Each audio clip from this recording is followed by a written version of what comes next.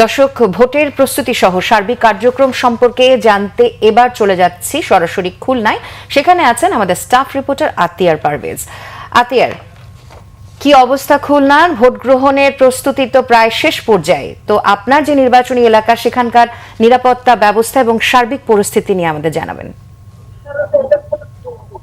খুলনা বিভাগের যে ৩৬টি যে সংসদীয় আসন রয়েছে সেখানে সবগুলি ভোট কেন্দ্রেই ব্যালট পেপার সহ যে ভোটের যে উপকরণ রয়েছে তা পৌঁছে দেওয়ার কার্যক্রম 10:30 থেকে শুরু হয়েছে এবং অধিকাংশ কেন্দ্রের যে প্রিজাইডিং কর্মকর্তা রয়েছে তাদের কাছে কিন্তু পৌঁছে দেওয়া হয়েছে এবং পর্যায়ক্রমে কেন্দ্রগুলোতে পৌঁছাতে শুরু করবে। এর বাইরে একটি গুরুত্বপূর্ণ তথ্য জানাতে চাই, সেটি হচ্ছে যে খুলনা জেলার যে 6টি আসন রয়েছে সেখানে 840টি কেন্দ্র রয়েছে, যেখানে 709টি কেন্দ্রে সিসি ক্যামেরা বসানো হয়েছে, কিন্তু এখনো পর্যন্ত 131টি কেন্দ্রে সিসি ক্যামেরা বসানো হয়নি। এ ব্যাপারে নির্বাচনের যে আঞ্চলিক যে কার্যালয় রয়েছে তারা জানিয়েছে এখানে সিসি ক্যামেরা বসানো হবে না, এই কারণে যে এই কেন্দ্রগুলি কম গুরুত্বপূর্ণ।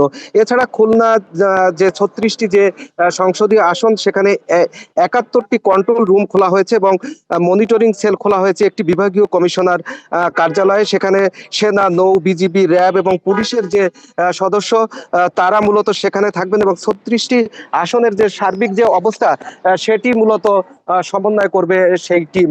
সার্বিকভাবে খুলনা বিভাগের 36টি আসনের যে নির্বাচনের যে পরিস্থিতি সেটি কিন্তু স্বাভাবিক রয়েছে, আইন শৃঙ্খলা পরিস্থিতি স্বাভাবিক রয়েছে, কোনো জায়গায় কোনো বিশৃঙ্খলার কোনো খবর আমাদের কাছে নেই। খুলনা থেকে নির্বাচনী পরিস্থিতির ধন্যবাদ। খুলনা থেকে নির্বাচনী সবশেষ প্রস্তুতি সম্পর্কে জানাচ্ছিলেন সহকর্মী আতিয়ার।